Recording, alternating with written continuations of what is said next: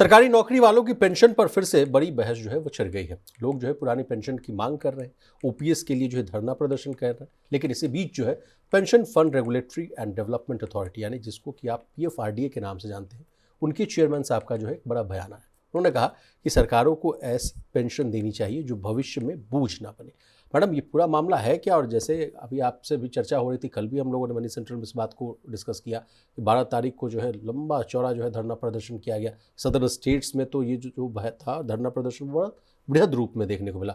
तमिलनाडु में, केरल में, वेस्ट बंगाल में, इन सब जगहों पर जो है एटक जैसी जो संस्थाएं हैं उन्होंने एकदम चक्का जाम किया, रेल रोको प्रदर्शन किया। उनका कहना था कि no NPS no UPS, only OPS.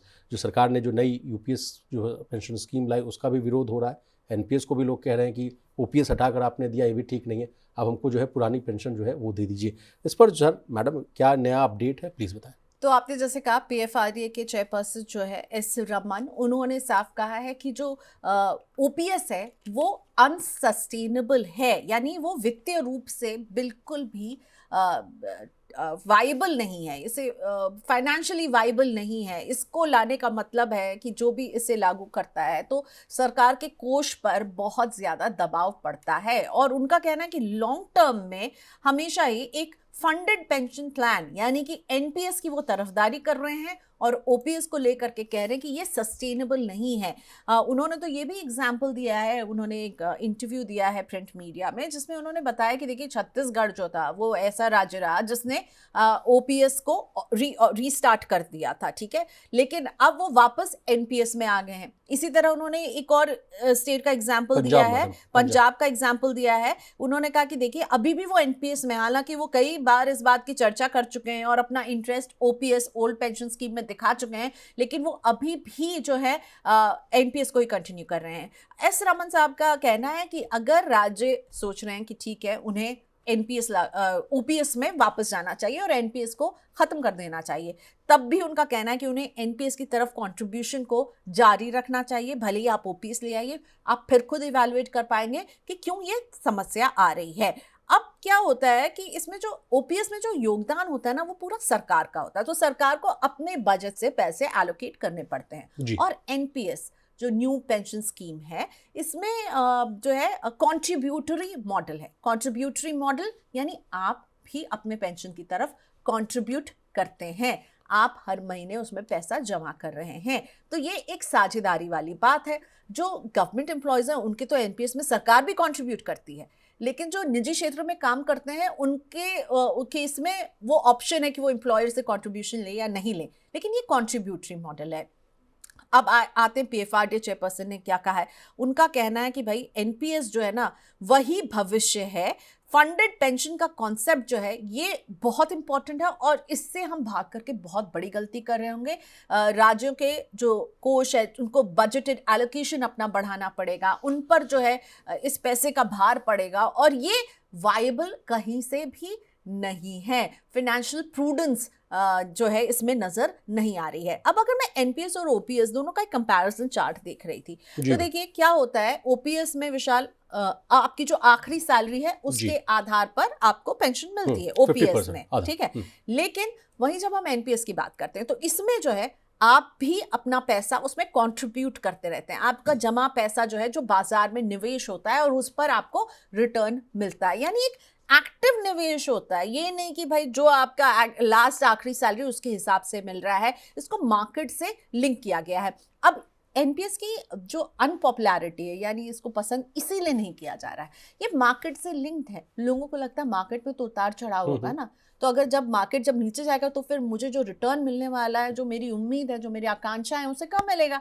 इसीलिए एनपीएस जो है उसको लेकर के इतनी शंकाएं, इतना प्रोटेस्ट हम हर कुछ समय के बाद देखते हैं। भारत बंद का ऐलान हो जाता है, जोरदार धरना प्रदर्शन होता है। और कई बार जो कर्मचारी संगठनों से मेरी बातचीत भी होती है मैडम, तो वो लोग कहते हैं कि हमारी जो बुढ़ापे की लाठी है उसको आप जो मार्केट लिंक कर दे रहे, जो आपने बात कोई कही, उससे अच्छा है कि जो हमें मिलता था हूबहू ओपीएस वाला वही मिले। हमको नहीं चाहिए न ज़्यादा न कम, एज इट इज़ जो मैं काम कर रहा हूँ। लेकिन इसके पीछे जो तर्क सरकार का तर्क ये है कि आप तमाम राज्यों का जो है आप फिस्कल हेल्थ देख लीजिए।